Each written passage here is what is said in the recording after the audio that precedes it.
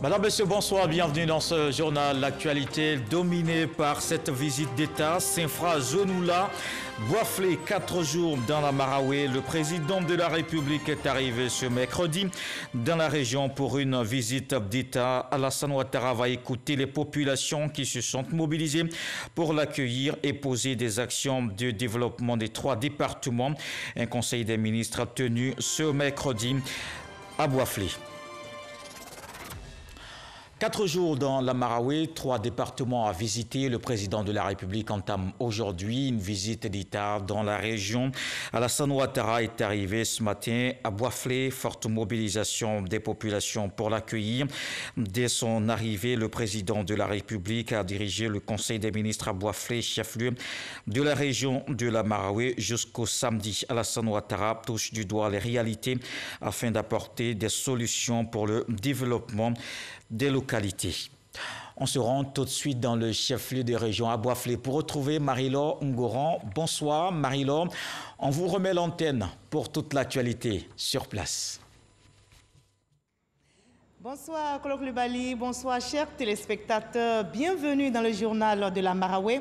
Après le Moronou, le président de la République, Alassane Ouattara, met le cap sur la Maraoué. Il a entamé aujourd'hui sa dernière visite d'État de la série débutée en 2012. Les populations de la région et de la Maraoué mobilisées l'ont accueilli ce matin à Boisflé.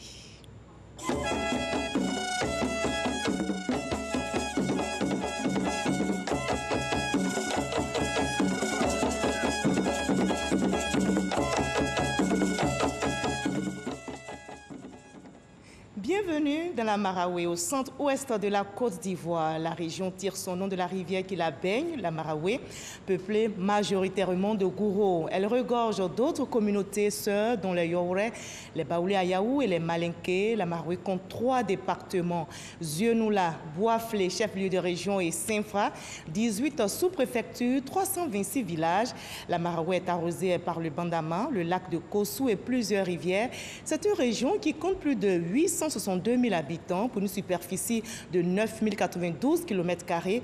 Elle est réputée pour la production des cultures vivrières. On y trouve le parc national de la Maraoué, des forêts classées, plusieurs rythmes musicaux et danses traditionnelles dont le Zaouli est inscrit au patrimoine mondial de l'UNESCO.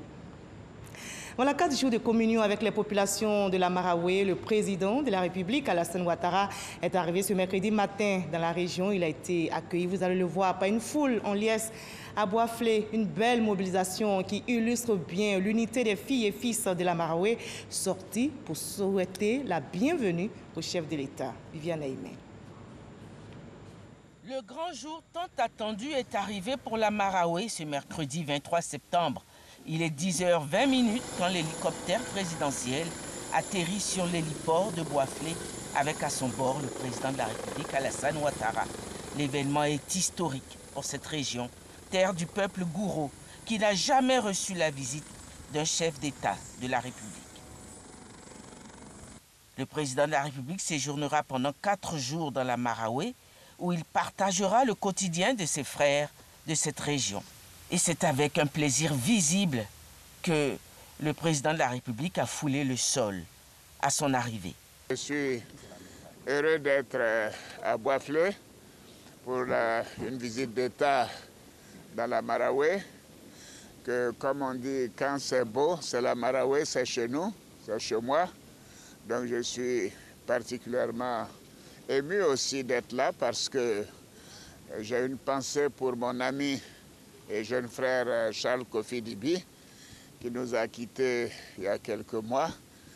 Et d'ailleurs, c'est avec lui que nous avions inauguré le pont de Boisflé en janvier 2015. Donc évidemment, pour moi, c'est un moment aussi de recueillement. Mais je viens dans cette belle région pour tenir ma promesse faite aux populations, faite à mon frère Charles Kofi Dibi, de visiter la Maraoué. C'est une belle région, c'est une région qui a un potentiel important.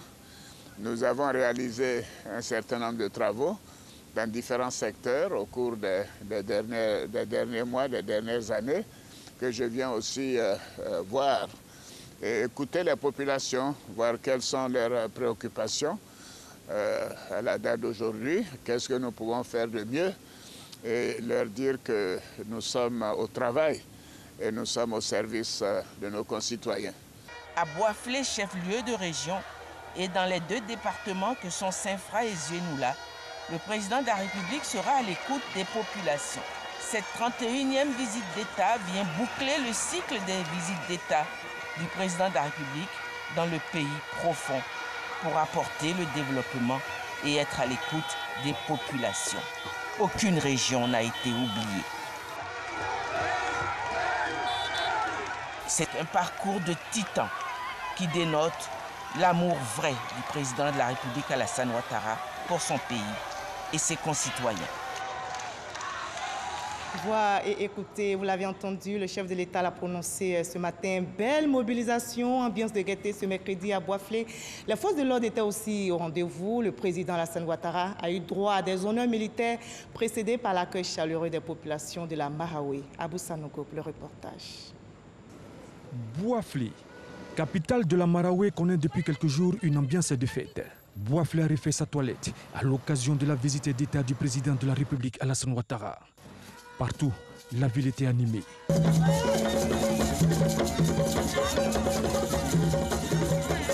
Cette visite était attendue par les peuples gourou, Ayaou, Yoré et Moré qui avaient hâte de voir le chef de l'État fouler le sol de Boisflé. C'est ce rendez-vous qu'on attendait depuis longtemps et c'est arrivé. Nous sommes très heureuses de recevoir le président de la République dans notre belle cité violet-blanc. Je veux le voir en face même, vis-à-vis. Quand nous sommes nés, nous avons vu Oufoué passer ici dans les années 50, 58, sur notre pont. Après ça, plus rien du tout. Alors, c'est la première fois que nous recevons un chef d'État. Un tour au marché de Boisflé. Là, les marailleurs ont réservé une surprise pour l'illustre hôte, un poisson de 100 kg. Nous, les marailleurs de Boisflé, nous avons décidé d'offrir cela au président pour lui dire bonne arrivée. Et c'est à 10h31 que celui que ce grand peuple attendait est arrivé. Il a été accueilli par le chef du gouvernement Ahmed Bakayoko et les autorités locales avant d'aller s'incliner devant le drapeau pour l'exécution de l'Abidjanaise et recevoir les honneurs militaires.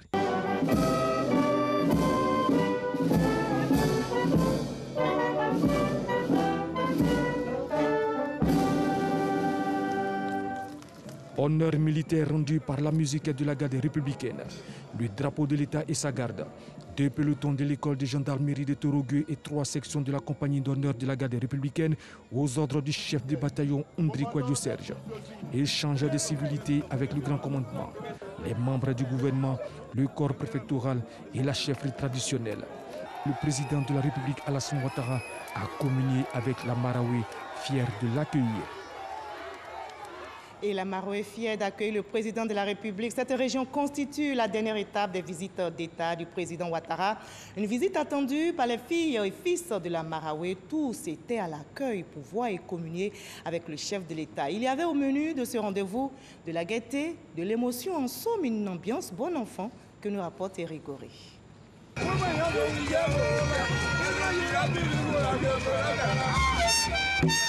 Les populations de Boisflé seront les premières à voir le président de la République.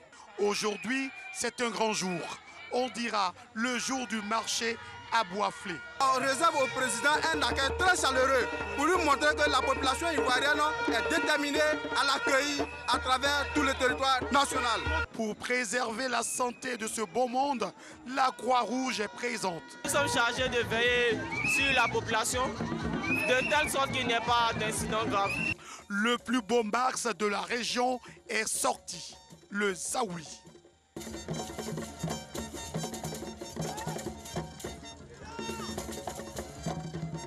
Occasion pour ces populations de souhaiter la bienvenue au président de la République. Et pour bien le faire, il faut tous les ingrédients. À tout seigneur, tout honneur. Autant un fils honore son père, un serviteur honore son maître. Alassane Ouattara au pays gourou pour honorer cette population cosmopolite. Certains n'ont pas eu le sommeil hier nuit. Pour lui, on n'a pas dormi depuis hier. Objectif, réserver un accueil emblématique au chef de l'État. Bijoux, vêtements et chaussures de grande valeur sont aperçus. La valeur d'un Kamangais, ça fait la valeur de 10 bœufs en pays Gouro. Tous les styles vestimentaires représentés. Sur le terrain, si tu ne portes pas les chaussures comme ça, là, c'est difficile. Normal, on veut tous voir le président et être vu par lui.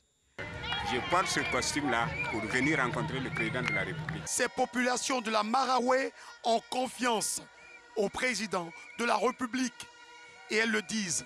C'est que Ado dit, Ado fait. C'est que Ado dit, Ado fait. Et oui, voici l'enfant de Kong à Boisflé. Le chef de l'État marche sur 150 mètres avant de monter à bord de son véhicule de commandement. Alassane Ouattara est maintenant debout. Il lève les mains. Un geste qui montre la complicité entre ce leader et le peuple. Un geste plus fort que les paroles. La communion est parfaite.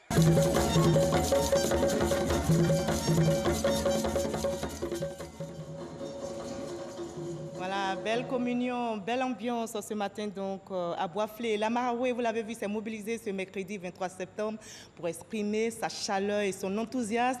Une visite d'État que la population attendait depuis des années. Elles espèrent surtout des retombées pour leur région. On écoute à présent les réactions des populations de la Marawe. Réactions teintées de joie, de fierté et d'émotion, toujours au micro de notre reporter Eric Goré.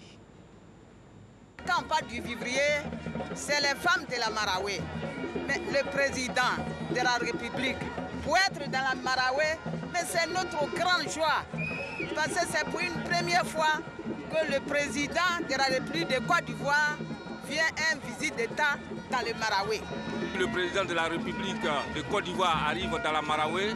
Nous sommes très heureux de le recevoir. C'est pour cela que depuis matin, nous sommes ici, nous l'attendons et la Marawe ne peut que s'en réjouir.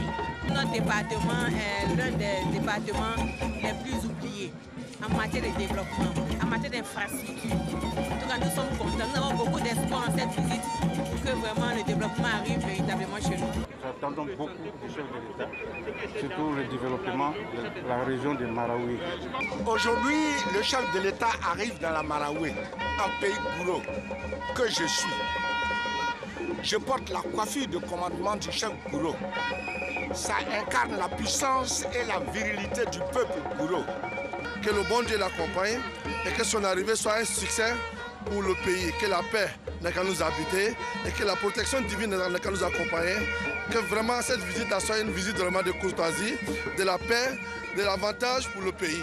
Quand il est venu, il a fait le pont de Boisflé. Et voilà, nous sommes très contents. Et il vient encore. Beaucoup de choses sont en train de se réaliser que je ne vais pas vous citer. Vraiment, nous sommes très contents. Très contents. Nous disons merci à Dieu de lui accorder longue vie. C'est toute une population qui est en train d'être reconnaissante envers le président de la République qui était donc celui qui, pour la première fois, a foulé notre sol. Donc nous sommes heureux, même sans rien attendre déjà, nous sommes très heureux parce qu'on nous a mis dans le grand quota des régions qui ont pu accueillir le président de la République. Depuis quelques jours, nous sommes donc sur le terrain. Nous avons parlé à nos parents. Quand la communion est totale, la mobilisation est totale. Je pense que le message du président a été très bien compris et aujourd'hui nous pouvons quand même dire que nous attendons le président avec ferveur. La Marawe, je dirais, est la seule région de la Côte d'Ivoire qui donne l'exemple du vivre ensemble. Ici, vous avez des communautés de la sous-région, des pays de la CEDEAO qui vivent en parfaite harmonie donc avec leurs parents, les Gouro, les Aïwaou, les Baouré, les Yaoré et autres, depuis plus d'un siècle. Il n'y a jamais eu de problème. Donc je pense que le modèle de la Marawe a besoin donc de faire école en Côte d'Ivoire. Et à peine arrivé dans la Marawe, le président de la République s'est mis à la tâche. Il a présidé un conseil des ministres ce mercredi à Boisflé, chef-lieu des régions. À l'ordre du jour, plusieurs sujets, notamment le développement de la Marawe. On peut évoquer l'électrification, l'adduction en eau potable de plusieurs villages, le reprofilage et le bitumage des routes, la création de 3 zones économiques. Nous explique dans les détails Awatouri. La visite d'État du président de la République Alassane Ouattara dans la Marawe, premier acte, le Conseil des ministres après un accueil populaire. Conseil des ministres qui a permis au préfet des régions, préfet du département de Bois-Flé, Bedje Djoma Mathias, de mettre en exergue les potentialités de la Marawe et d'exprimer l'ensemble des préoccupations dans le cadre de l'amélioration des conditions de vie des populations. Au titre de cet état des lieux, au chapitre du secteur primaire, l'économie régionale est dominée par l'agriculture. Le cacao est la principale spéculation, qui d'ailleurs est confrontée à la maladie du Scholenschutz. L'activité d'élevage, aussi bien traditionnelle que moderne, est pratiquée par les populations, singulièrement les jeunes, avec une préférence marquée pour l'aviculture et les fermes porcines. Au chapitre du secteur secondaire, au plan minier, le secteur minier régional est porteur d'espérance avec l'entrée en exploitation de la mine d'or d'Angovia, prévue début 2021. Pour le moment, ce sont 6 permis de recherche et 8 arrêtés d'autorisation d'exploitation minière semi-industrielle qui ont été à ce jour délivrés. Au plan industriel, ce sont 3 unités industrielles qui sont implantées dans la région. Une qui travaille le sucre, l'autre est une brasserie et la 3e unité traite l'anacadre. Au chapitre du secteur tertiaire, nous avons le tourisme qui est une réalité ici dans la région avec un potentiel porté par le Zaoli, les pierres sculptées de Goïtafla et le parc national de la Marawe. Au chapitre des infrastructures sociales, cette région bénéficie d'un réseau routier de près de 2671 km. Les voies de Yamsoukro-Sinfra, Yamsoukro-Zenula ou bien Sinfra-Gagnoa, etc. ont été pour la plupart réhabilitées. Au titre de l'électrification, ce sont 294 villages que compte la région de la Marawe et le taux de couverture à ce niveau a été porté à 80%. Concernant la question de l'accès à l'eau potable, il faut juste relever qu'en 2011, dans cette région, le déficit en eau potable était de près de 73%. Et il a fallu que le chef de l'État, le président de la République, Alassane Ouattara, initie une série d'investissements, en l'occurrence la construction de près de 9 châteaux d'eau et de 2 unités de traitement d'eau dans chacun des départements. La transformation structurelle de l'économie ivoirienne. Le gouvernement a décidé de la création de 3 zones économiques. Dans le cadre de la mise en œuvre de la politique de transformation structurelle de l'économie nationale, l'État a signé en août 2020 avec une société spécialisée un accord de développement portant sur la création de 3 zones économiques industrielles à Abidjan, Fès-Kédougou et San Pedro pour un coût global de 1 000 milliards de francs CFA. Cet accord prévoit une phase de réalisation du projet dite phase de démarrage anticipé des travaux pour laquelle la société Arise Ivoire a sollicité la mise en place d'un régime fiscal spécifique en attendant la conclusion d'une convention fiscale globale portant sur l'ensemble du projet.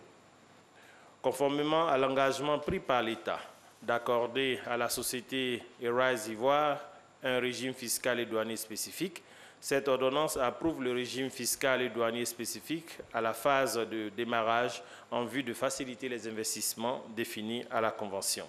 Et puis cette décision du Conseil des ministres, la sous-préfecture de Ouélé devient un département. Le Conseil a adopté un décret portant création du département de Ouélé.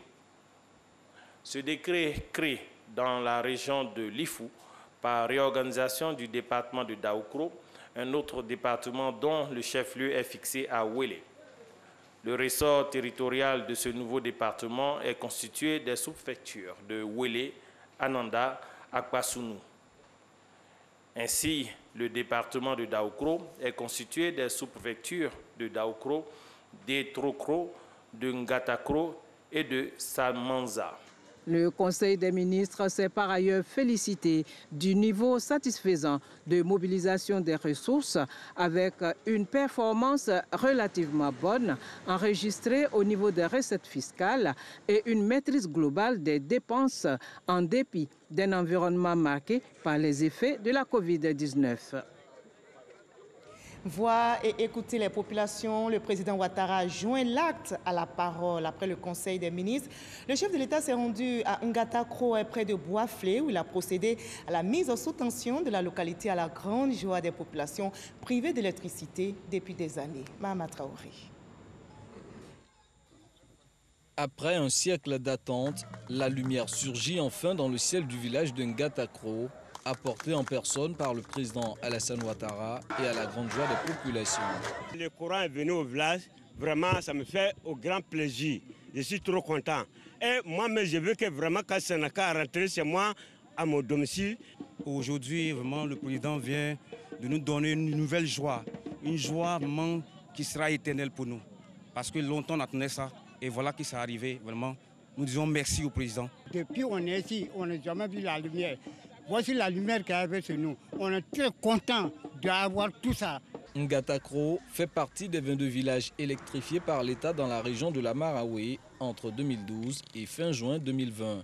Ce, dans le cadre du programme national d'électrification rurale qui consiste à électrifier les localités d'au moins 500 habitants. Les travaux ont consisté à poser 112 poteaux, 112 lampadaires, à tirer environ 7 km de lignes de moyenne tension et donc basse tension, et à poser un transformateur de 100 kVA. Les études qui sont faites montrent que ça peut courir jusqu'à 10 ans, donc en tout cas l'extension du village. Nous sommes passés d'un taux de couverture d'électricité de 33% en 2011 à fin août 2020 à un taux de couverture de 76%. Et l'objectif, c'est d'arriver à 80% à la fin de l'année 2020 et à 100% avant la fin 2025. Les travaux de mise sous tension de Ngatakro ont coûté environ 148 millions de francs CFA à l'État. Ce village de 1500 âmes peut ainsi amorcer un nouveau départ. Voilà, le développement est donc d'actualité dans la Marawe. Les jeunes sont aussi au menu de cette visite d'État. Les ministres Touré Mamadou et Félix Anoblé et la secrétaire d'État Miss Belmondogo ont échangé aujourd'hui même avec les jeunes de la Marawe. Ils ont évoqué notamment la question de l'emploi, du développement et du vivre ensemble. Le ministre Mamadou Touré les a rassurés de l'octroi du financement pour la réalisation de leurs projets. Abou Sanogo. Plus de 500 jeunes issus des organisations de jeunesse de Boisflé, de Bonan, de Gonaté, de Saint-Fra et de Zenoula à ce rendez-vous d'échange sur l'actualité et l'action gouvernementale initiée par le ministère de la Promotion de la Jeunesse et de l'Emploi des Jeunes. Rencontre dénommée Rendez-vous avec les jeunes et qui vise à les écouter sur leurs différentes préoccupations et à leur faire le point des acquis du gouvernement. Les préoccupations majeures des jeunes, leur insertion professionnelle et le financement de leurs projets. À cet effet, Mamadou Touré les a assurés que la transparence est au cœur de tous les programmes d'insertion des jeunes. Il les a par ailleurs invités à sortir des préjugés et à saisir les opportunités qu'offre le gouvernement. En termes d'acquis, c'est près de 700 millions de francs CFA qui ont été investis par le président Ouattara dans les jeunes, que ce soit au niveau de l'Agence emploi jeune ou les programmes avec la Banque mondiale, etc. Et en termes de perspective, c'est près de 1,8 milliard qui seront donc investis au niveau de la jeunesse. C'était important pour nous, avant les annonces fortes du chef de l'État, de faire le point des acquis. Deuxièmement, ces jeunes ont souhaité parler de l'actualité politique. Le message est constant partout où nous passons. Ils en ont marre un peu des turpitudes politiques, des velléités de manipulation. Ce qu'ils attendent des hommes politiques, c'est vraiment des réponses aux préoccupations concrètes en termes d'insertion, en termes de formation. Ces jeunes se sont réjouis de cette rencontre. Dans notre diversité ethnique, religieuse, politique, nous devons penser à l'essentiel. Ce que la jeunesse de la Marawe attend aujourd'hui, c'est d'être formée. Ce que la jeunesse de la Marawe attend aujourd'hui, c'est de profiter de tous les programmes du ministère de la Jeunesse et de l'Emploi des Jeunes. C'était l'opportunité des jeunes, pour les jeunes, de poser leurs préoccupations et faire leurs doléances. Et nous retenons que ce genre de cadre, ça permet aux jeunes de ne pas avoir cette crainte de leurs responsables. L'État est là pour la jeunesse. Le ministre de la Promotion de la Jeunesse et de l'Emploi des Jeunes avait à ses côtés le ministre de la Promotion des PME, Félix Anoblé, et la secrétaire d'État chargée de l'autonomisation de la femme, Miss Belmondogo, qui ont à leur tour engagé les jeunes de la Marawe à préserver la paix et la cohésion. Dans le cadre de l'opération Agir pour les jeunes 2, ce sont 455 jeunes de la Marawi qui ont bénéficié d'appui financier pour la réalisation de leurs projets. Environ 1000 jeunes porteurs de projets seront sélectionnés dans le cadre de Agir 3 pour recevoir des financements. 3573 acteurs du secteur informel de la Marawi impactés par la Covid-19 bénéficieront d'ici à la fin du mois de septembre de fonds pour relancer leurs activités. Je rappelle que les populations de la Marawi communieront pendant 4 jours avec le président de la République, Alassane Ouattara.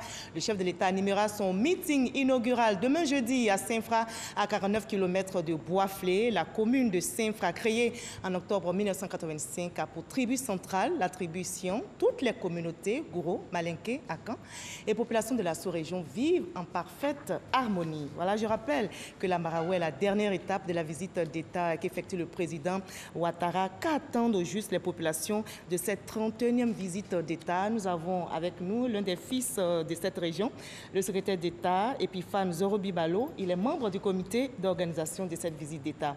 Bonsoir, monsieur le secrétaire d'État. Bonsoir, Marie-Laure. Bonsoir, Ngouro. Iao. Voilà, pour que toutes les filles et fils de cette région puissent vous comprendre. Voilà, je rappelle que le président de la République effectue sa dernière visite d'État, c'est la 31e visite. On a vu la mobilisation ce matin, la mobilisation des populations à Boisflé. Quelles sont donc... Est-ce que vous attendiez, les populations attendaient justement cette visite depuis des années? Ah oui, absolument. La visite d'État du président de la République est un événement inédit. Depuis l'indépendance, la population l'attendait. Avec quelquefois beaucoup d'impatience à un moment donné, nous n'y avons plus cru. Et aujourd'hui, Alassane Ouattara, président de la République, en visite d'État sur nos terres, nous n'en revenons pas. Je suis l'un des fils les plus heureux de la Marawi et nous l'avons vu à l'accueil à Boisflé. Et la mobilisation va aller crescendo. Demain, Saint-Fra, après Zionoula et le meeting final à Boisflé, c'est vraiment l'allégresse parce que c'est un événement inédit. L'arrivée du président de la République sonne comme la renaissance de notre région, la renaissance de la Marawi. C'était attendu et l'événement est enfin là. Le président est enfin là. Nous sommes heureux. Et vous allez communier avec lui pendant 4 jours. Absolument. Les enjeux principaux de cette visite d'État pour la Marawi? La présence du président de la République amorce le développement. Le président l'a dit, je viens pour écouter les populations. Le président est à l'écoute de nos populations. Le président vient toucher du doigt les problèmes de route, les problèmes d'école, les problèmes d'eau potable. Et avant même sa venue, nous avons vu les prémices des réalisations promises pour la Marawi. Est-ce qu'on peut en citer? Le bitumage des voies urbaines, c'est un vrai miracle.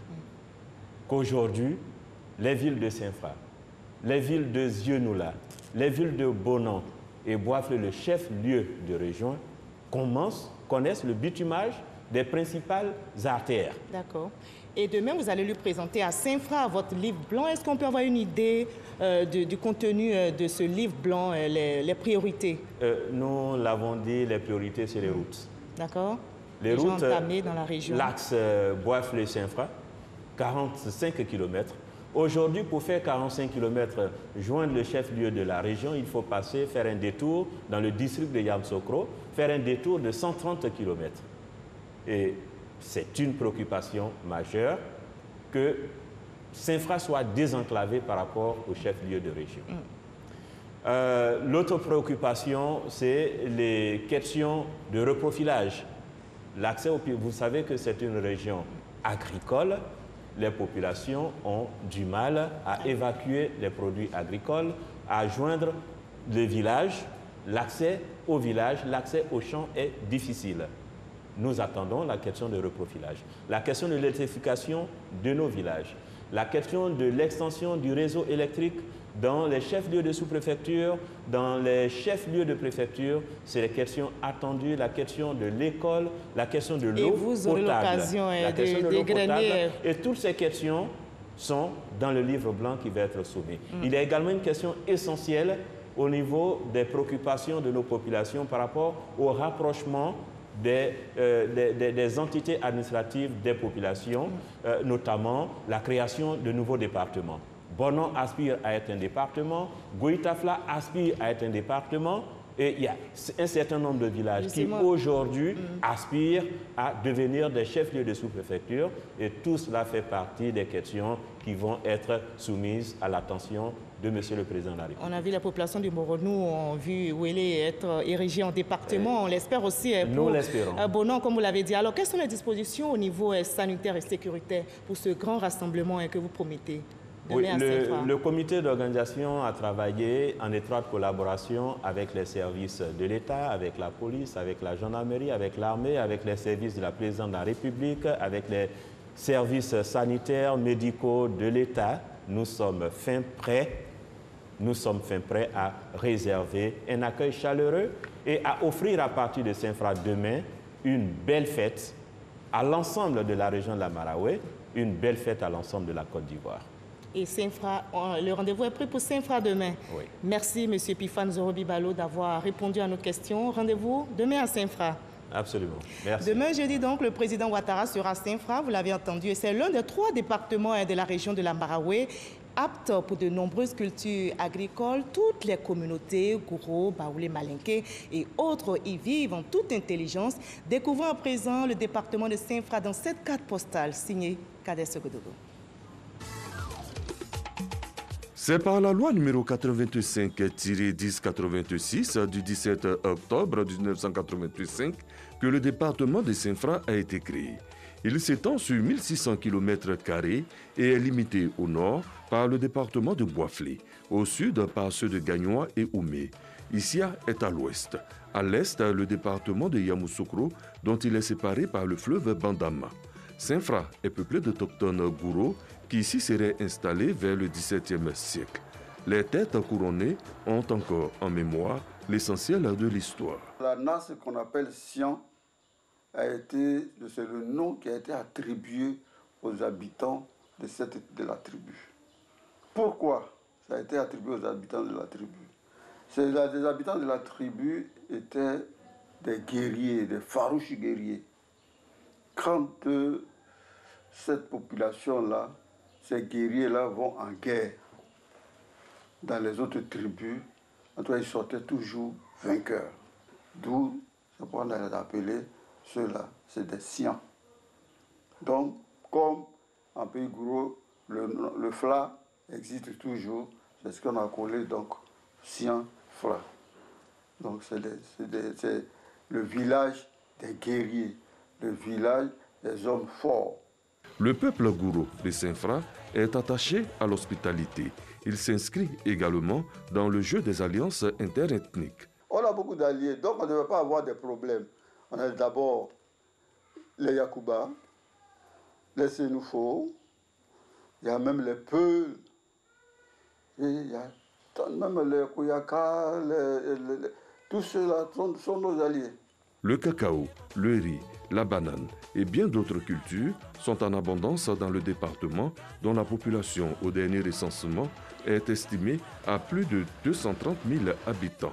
C'est ce sympathique département qui va accueillir le président de la République Alassane Ouattara le 24 septembre 2020 dans le cadre d'une visite d'État.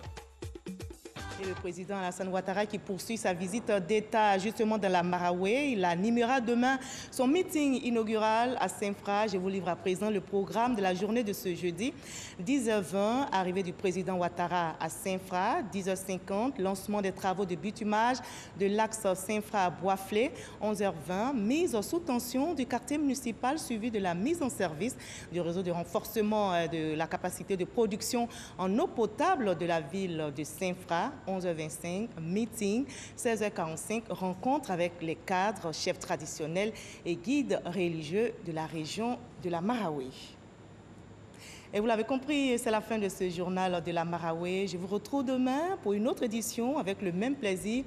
Et depuis cette région de la Maraoué, nous vous souhaitons la paix. Je vous laisse en compagnie de Kolo Klubali. À vous, Abidjan.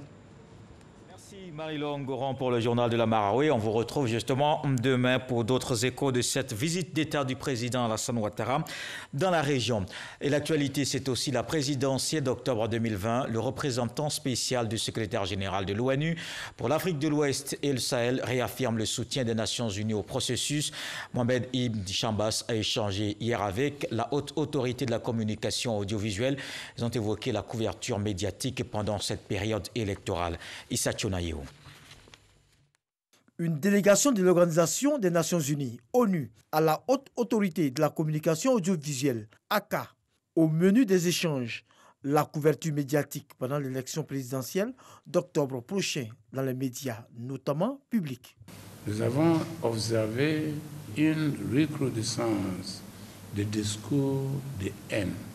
Votre rôle demeure d'autant plus important, notamment en période de campagne électorale.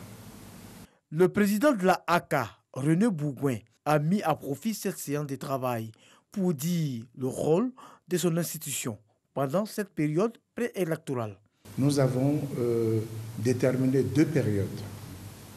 La période qui court à compter de la publication de la liste définitive des candidats jusqu'à la date du début de la campagne officielle.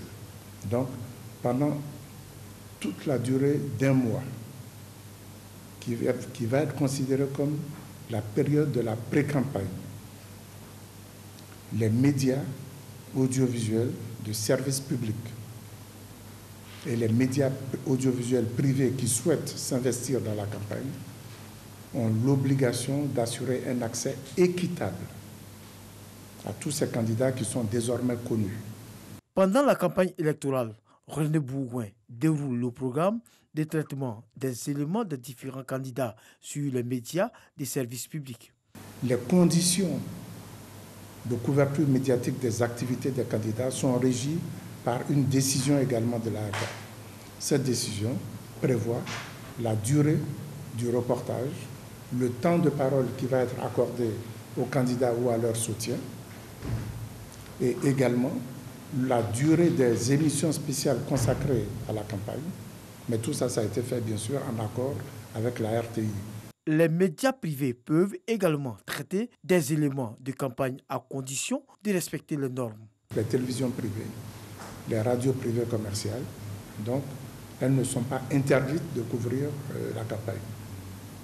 Mais simplement, elles s'astreignent aux mêmes obligations que la télévision publique. À la fin des travaux, Mohamed Ibn Chambas a indiqué que les Nations Unies joueront pleinement leur partition pour la bonne tenue de l'élection présidentielle du 31 octobre 2020.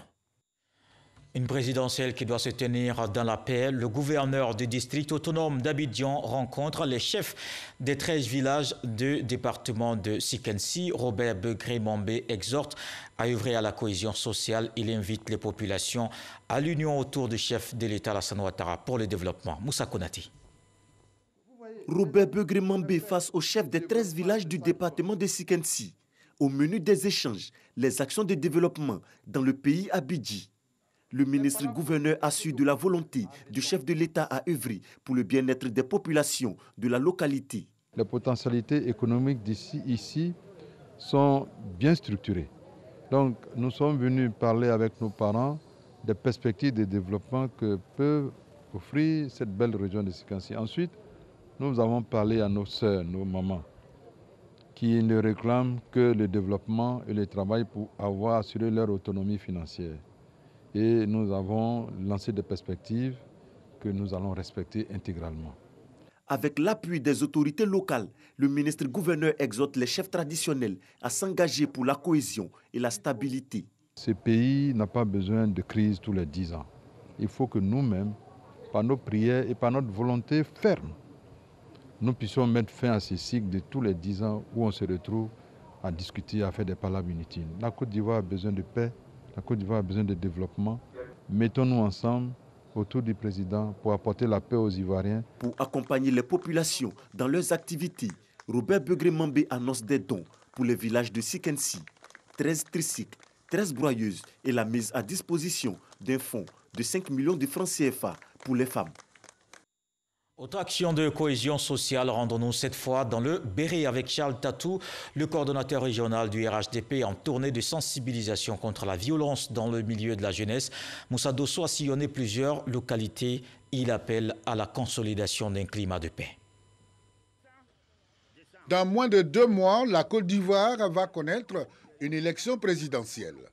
La période d'avant cette élection paraît en ce moment très sensible à la fragilisation de la paix sociale.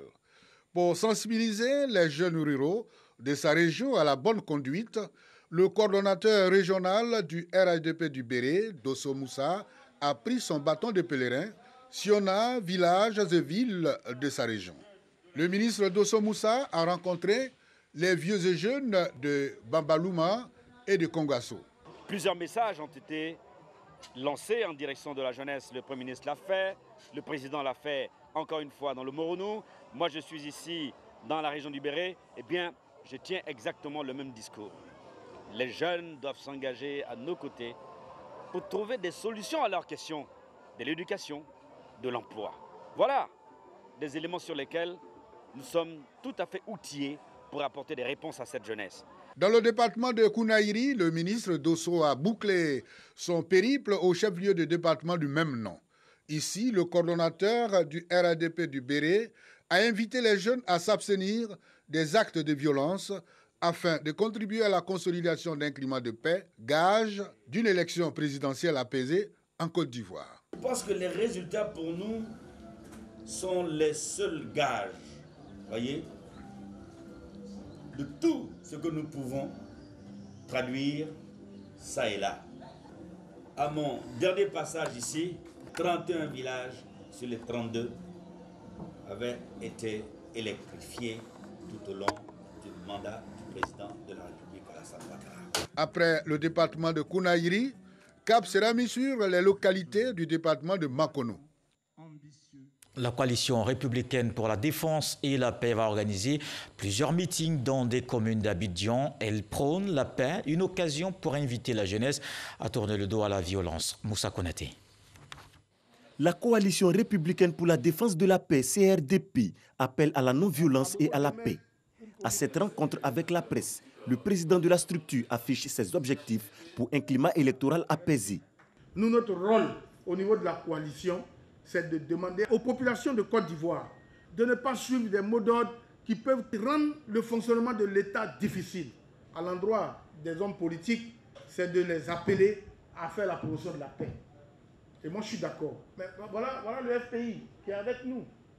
Nado est là, mais c'est un FPI. Souvent, il y a des échauffements entre nous dans nos débats à l'interne. Mais on est ensemble pour la paix. Parce qu'on a compris que c'est seulement dans un climat de paix qu'un pays peut prospérer.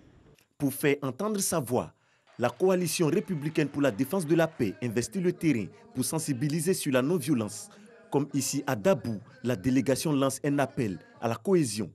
Nous appelons tous les jeunes de Côte d'Ivoire, de toute tendance, de toute religion, de toute ethnie, de venir se joindre à nous pour aller à la paix. La coalition républicaine pour la défense de la paix prévoit des meetings dans plusieurs communes du district d'Abidjan du 27 septembre au 11 octobre. Désormais, pour organiser des manifestations promotionnelles, il vous faut un agrément. Les foires, les salons d'exposition et autres événementiels sont concernés. Le gouvernement prend des mesures d'assainissement. Ces nouvelles dispositions expliquées aux acteurs. Des détails avec Lanciné Bakayoko. Ces dernières années, le secteur des manifestations promotionnelles connaît un véritable essor en Côte d'Ivoire. Malheureusement, l'activité souffre d'un déficit d'organisation. Pour mieux encadrer ces salons et foires, le gouvernement a instauré une nouvelle réglementation. Désormais, pour organiser une manifestation promotionnelle en Côte d'Ivoire, il faille être agréé en qualité d'organisateur de manifestations promotionnelles en Côte d'Ivoire. Tout ça, c'est dans l'optique de mieux organiser, d'assainir le secteur qui est un secteur qui participe véritablement au développement économique de la Côte d'Ivoire. Parmi les actions fortes, il y a aussi l'élaboration d'un calendrier annuel et d'une plateforme unique qui devrait permettre de promouvoir la destination Côte d'Ivoire. C'est un document de référence pour le gouvernement à vulgariser à l'occasion de voyages institutionnels. Mais pour que les foires et expositions restent un levier de développement, les opérateurs du secteur sollicitent l'appui de l'État. Aujourd'hui, s'il y a des frais supplémentaires qui viennent se rajouter à ce que nous avons déjà l'habitude de faire, c'est-à-dire les frais déjà les espaces coûtent très cher. En plus, nous allons payer encore cette somme pour avoir un agrément. Vous voyez que nous serons obligés d'augmenter le prix des stands ou bien de participation. Du coup, ça fait que plusieurs participants se verront changer d'avis peut-être, puisqu'on ne peut pas acheter un stand aussi cher et venir casser des prix encore. Pour 2021, l'innovation, c'est la mise en œuvre d'un portail digital interactif. Il s'agit d'un outil numérique que l'ensemble des promoteurs agréés tiendront à jour en y apportant toutes les informations utiles et pratiques. Le ministère des Affaires étrangères porte à la connaissance de la population que, conformément à l'arrêté du 18 juin 2020, du ministre de l'Administration du Territoire et de la Décentralisation portant modification de la dénomination de l'organe dirigeant et des statuts et règlements intérieurs de l'association étrangère dénommée Réseau des chambres des experts européens département Afrique de l'Ouest, désormais appelée Organisation mondiale des experts OMEX. Le gouvernement ivoirien a, le 21 juillet 2020, procédé à la signature d'un accord de siège avec l'OMEX en lieu et place de celui signé le 15 avril 2020 avec le RCDAO. Par conséquent, l'appellation RCDAO n'existe plus en Côte d'Ivoire. Le représentant résident d'OMEX est M. Sangaré Sidiki Boubacar. La Covid-19 n'est pas encore terminée. On reste donc mobilisé pour arriver à bout de la pandémie.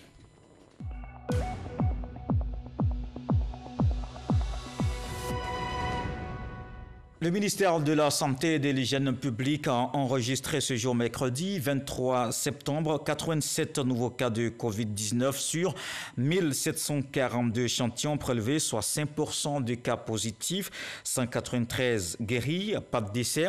La Côte d'Ivoire compte donc 19 430 cas confirmés, dont 18 875 personnes guéries, 120 décès et 435 cas actifs. Le nombre total d'échantillons est de 154 970. Dans la région de la Bagoué, depuis samedi dernier, la localité de Kouto a un nouveau chef. Zana Kone a reçu son décret de nomination qui lui confère le pouvoir d'exercer. C'est le ministre de l'Administration du Territoire et de la Décentralisation, Sidiki Diakité, qui a procédé à son intronisation. Ami Sissoko.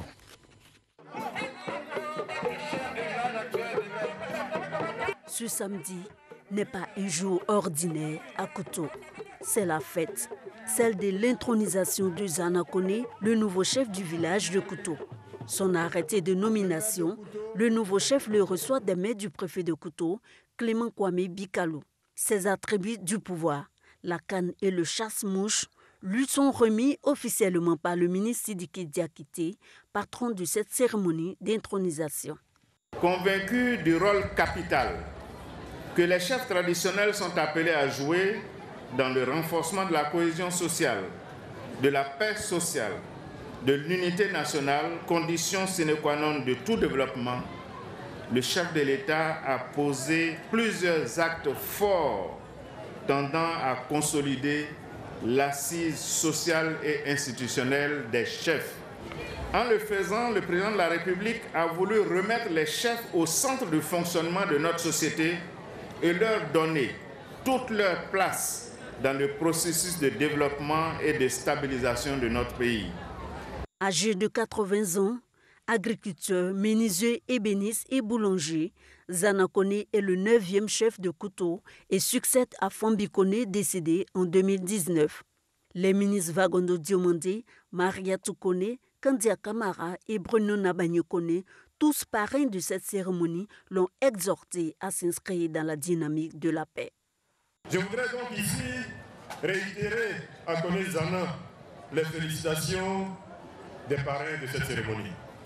Lui demander de travailler sans relâche pour l'union, pour l'unité, pour la paix dans la localité de Kouto, pour la cohésion avec les villages voisins de Kouto, car nous le savons tous, sans paix, il n'y a pas de développement. Un hommage a été rendu à l'ex-premier ministre Amadou Gon Coulibaly, parrain initial de cette cérémonie d'intronisation. Pour mener à bien sa nouvelle mission, le chef Zana Koné reçoit les clés de la maison des chefs de couteau ou la maison du vivre ensemble. Un don du ministère de la Solidarité, de la Cohésion sociale et de la lutte contre la pauvreté. Coût de réalisation et d'équipement de la maison des chefs de couteau, 50 millions de francs CFA. Voilà qui met un terme à ce journal. Merci de l'avoir suivi. Le sage nous apprend ce soir que celui qui marche derrière un éléphant n'a rien à redouter de la rosée. Dieu voulant, on se retrouve demain.